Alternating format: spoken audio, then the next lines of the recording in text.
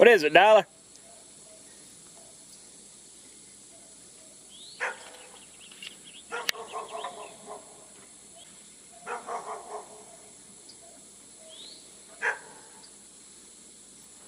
What?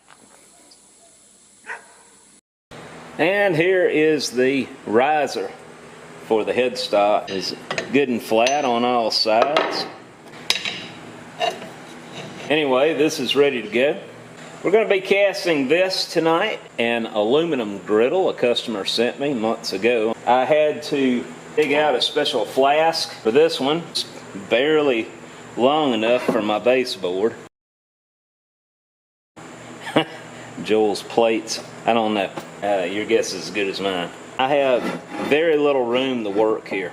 I'm going to have to centralize this as much as I can.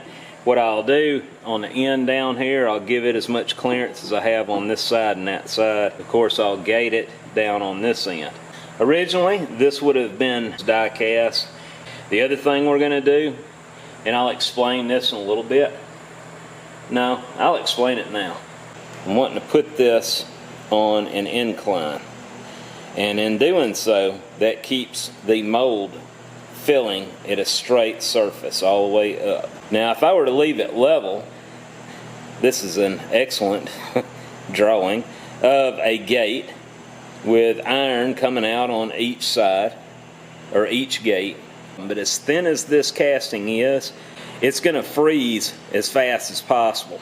So as it enters the cavity, you're going to have a biofilm created where these two pools touch each other going all the way through here.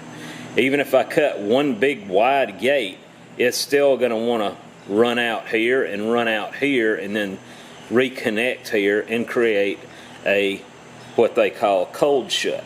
If this is, and I didn't finish my drawing, but if you tilt that mold and then pour it like this, it keeps a good straight line of liquid iron coming all the way up to the top, and it doesn't want to spider out there and then reconnect.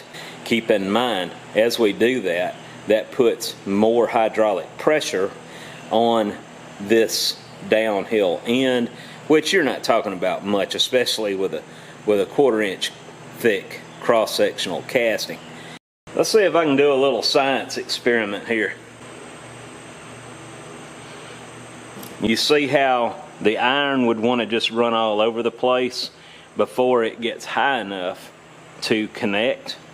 Well, it's not going to fuse properly if it is not done on an incline. Apologize for not being able to keep up with my comments here lately. I am reading them. It's getting harder and harder to do. But one of the questions that was asked was about my sand, and I'm not sure exactly what he meant. He asked what kind of green sand do I use. You do have oil-based sands like Petrobond and water-based sand, which is what I use. And I hope I'm answering your question there. When I think of green, I'm thinking of the water base. But it has bentonite, coal dust, sand, of course. I got several other things in this. Serve as refractories and help burn off the oxygen in the mold as it hits. It also creates a soot. Soot is a carbon, which has a very high melting point of like 6,000 plus degrees. So that is a protective layer against that sand as the iron, which is at a much higher melting point, hits that sand and protects it. I do have some burn in. It's not that bad. It knocks right off with a wire brush. Cleans up really good. This stuff used to just flake right off and leave a finish just as good as that. But it's hard to be the molder, the maintenance man, the chemist, the foundry tender, the iron breaker, the casting cleaner. Have I made my point? And this little guy, I need to get back on it as well. Get that re-rammed. Customer was asking about that the other day. I went ahead and put twist wires on it for now. This stuff, I do like it, but as you can see, it does move on you. So I always try to keep it as tight as I can, and prevent that from bowing up on me. So I am going to start off by ramming this with the thing upside down. We're going to be putting this in the coat end starting off. Why? Because if we do it on the legs first, I'm going to have a lot of sand leaking around the edges, trying to go up under it like this.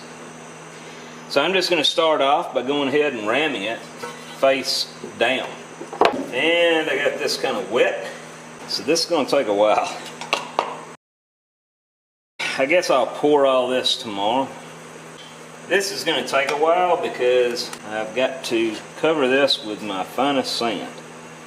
We got to make a bigger dog food bowl for Dollar too. She's outgrown the small one I made her. I need my spray bottle out here where I could put just a little bit of a mist on that, but keep it from drying out. But the next layer will be thicker, and that'll help neutralize that. The thing I worry about when I'm casting things this thin is chill. They just don't hold the heat in the mold long enough to gradually cool down. So I'm going to go on my next level up. I'm going to lock down everything I've got to make sure that doesn't jog off. Should help keep that sand moist because it's a pretty thin layer there. And I'll use this grain around the legs. Why? Because it's just faster to get out of the sieve.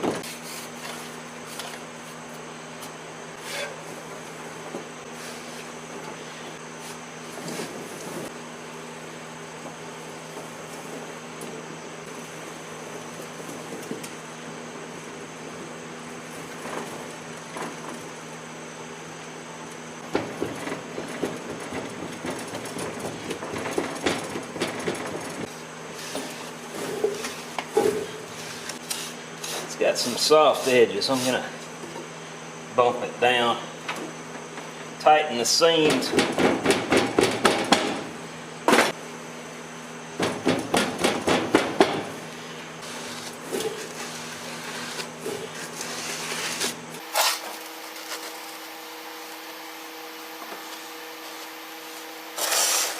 I'm coping down a little bit on here just to get as good a parting line as I possibly can.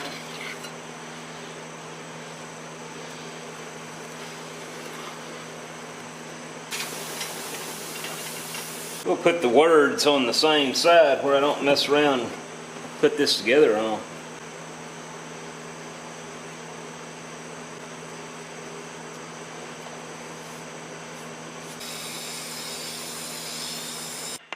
The reason for this, I want to be able to, when I flip this over and take the cope off, I want that to stay in the sand.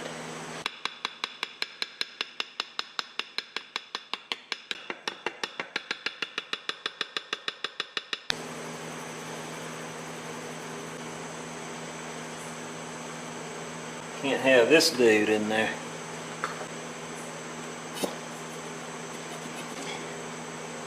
Of all surfaces, we don't want a bug implanted in the iron. What'll happen is that iron will hit the bug and explode and put a pocket in there. Since then, I capped the molds off as soon as I set them in place to keep the rodents out. Could you imagine a mouse getting down in there? Now we can go with our next layer.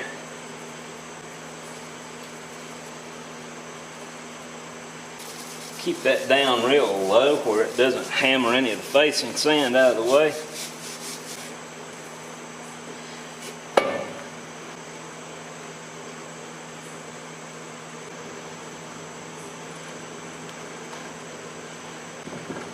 Now I'm reminding myself, this is the drag side that I'm ramming up.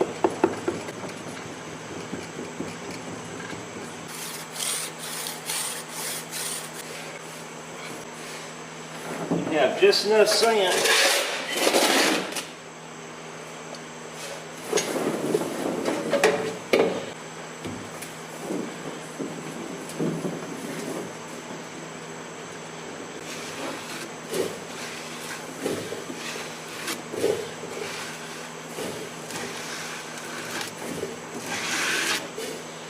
All right.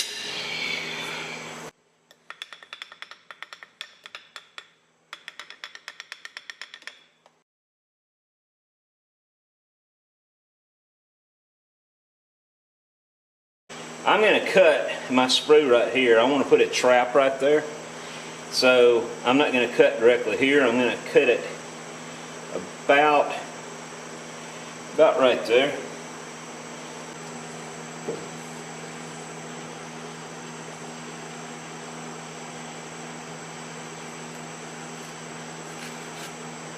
So it's obvious that I've got negative draft right here.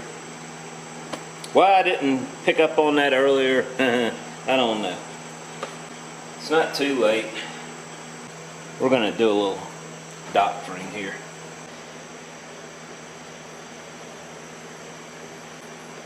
We're too cramped for room right here. I'm going to cut in on the cope side for the gates.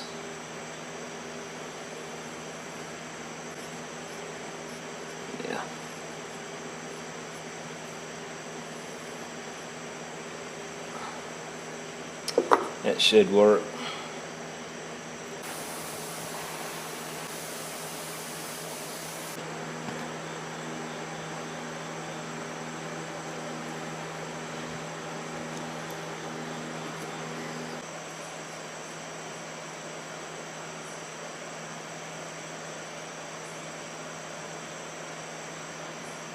All right. Try to get that thing to fill as fast as possible. Let's focus on, all I'm doing is I'm taking that real wet sand and packing it on top there.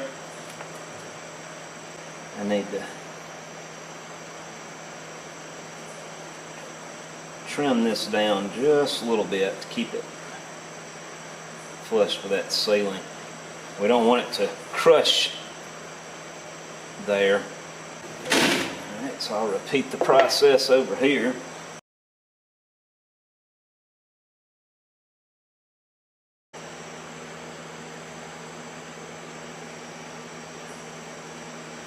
So I just flipped it over. That way I'm letting gravity help me a little bit here.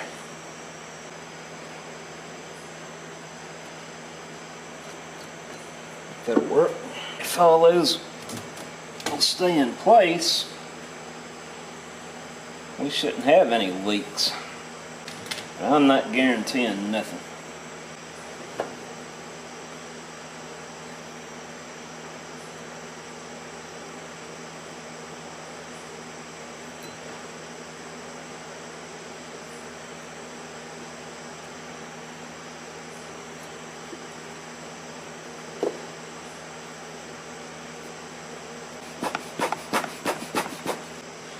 Hopefully all that will stay in there long enough for us to get this mold set in place.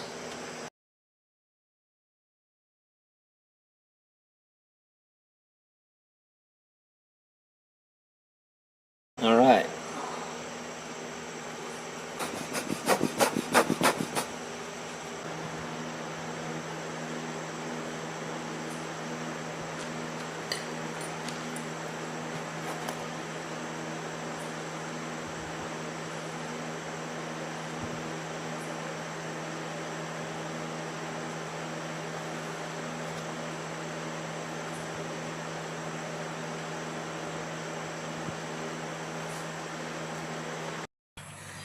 Well, looks like Dad's gonna get stuck again today. Y'all want to put some money on it? I was looking up overhead, and it looks like we are fixing to get some rain, so he may be getting wet. You can see the column of water coming down now. Pretty good size. In Dad's defense, I know I'm pulling him out a lot, but he's having he's bush hogging down in the lower areas where they can't cut the hay. He's trying to keep it trimmed up and looking neat around the edges of the property. And if I haven't told you before, the Choctaw Indian boundary line, which was established in 1830, is right here. These bigger trees mark the line coming up the hill, and this separates this separates my dad's property from mine, but this tree is sitting right on it, along with these old cedars.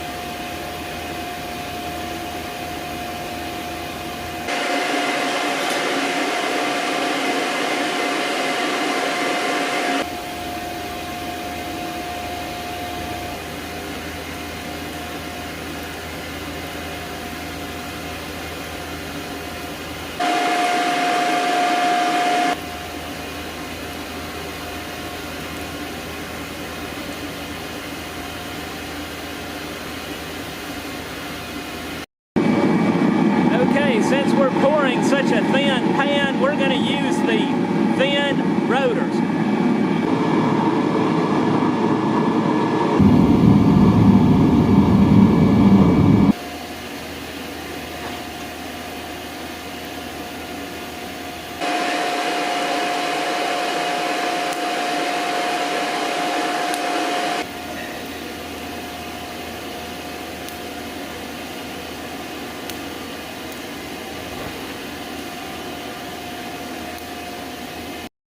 Well, I'm going to knock off here. I am starting to have the shakes.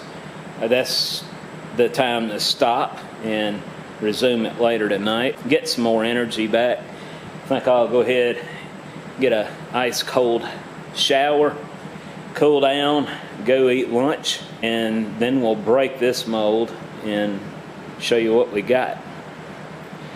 I did skip over several here that I have to pour tonight. That will put me at breaking all those open tomorrow, so they'll have a slower time to cool down. As thin as this is, it's not going to make a difference. Let's see how we did. I'm going to have to scoop this off onto the cart.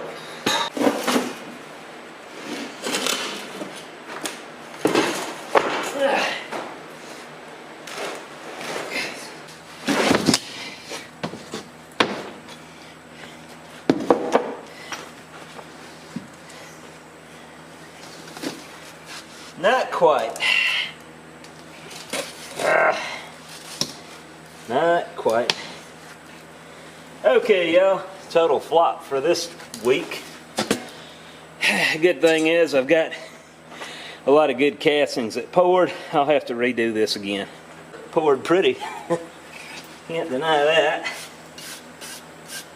So, before I forget, we'll go ahead and show you the end result after I wire brush these. But yeah, this would have failed if I had taken these two legs here and vented them with a pretty good sized vent. It would have failed fine.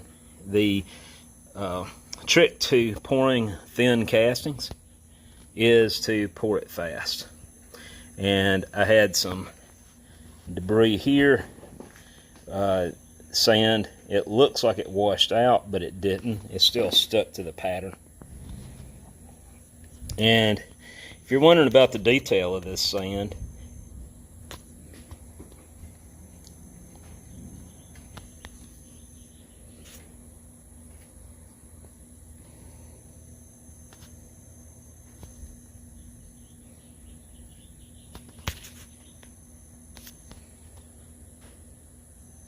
just to give you an idea, the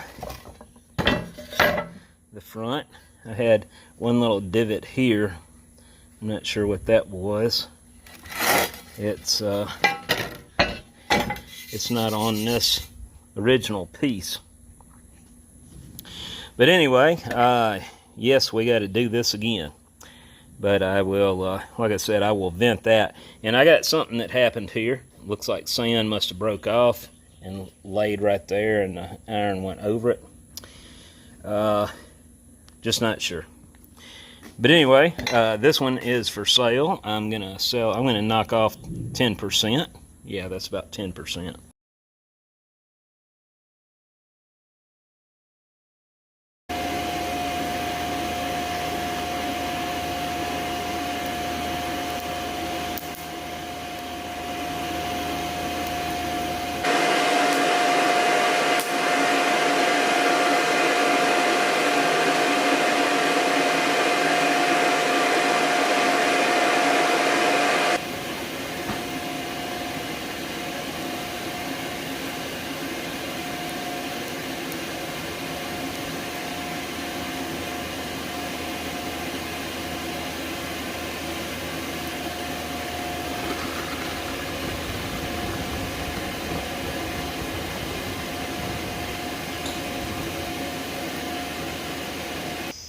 Well, I hope y'all enjoyed today's total flop.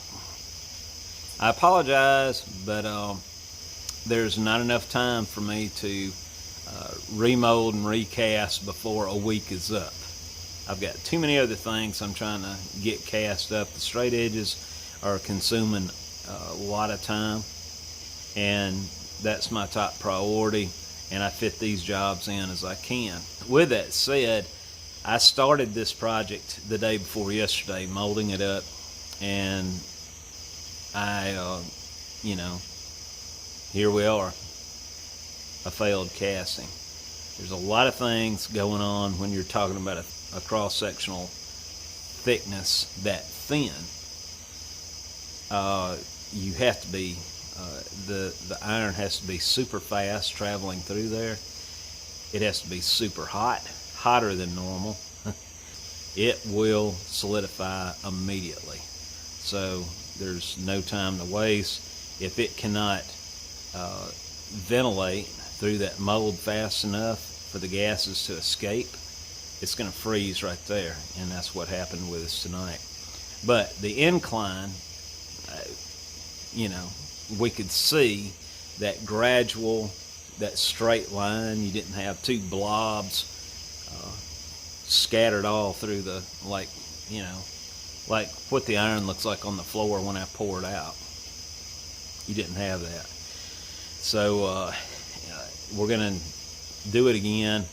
I probably won't shoot the whole mold making process again on that, but I'll show you what little tricks I did to make it come out successful this next time. And it will. It'll do just fine the next time we pour it. I'm exhausted. I'm wore out. Got a lot ahead of me. Along with trying to keep up with this, we had company. My sister's over at my dad's, and I've been trying to spend a little time with her and my niece while they're here. And my wife, she's been gone 3 weeks. She came back today. Anyway, my wife will be able to help me now, so that'll make a big difference. I hope you're having a great weekend, and I will talk to you next week. One more thing I need to tie into this video that I completely forgot about, and I'll have a ton of questions about if I don't go ahead and bring this up, is the biofilm. On a thick casting, if you're wondering why I never worry about this on any of the others, it's because they're thick enough to where this film line between the two puddles, the density of the iron, pushes that biofilm to the surface. Down here, where you have a thin section of casting, it freezes before it can ever push that biofilm out of the way. So anyway, like I said, I got to thinking about it this morning. I knew I'd be flooded with questions on, well, why don't I worry about that on every casting? This is why.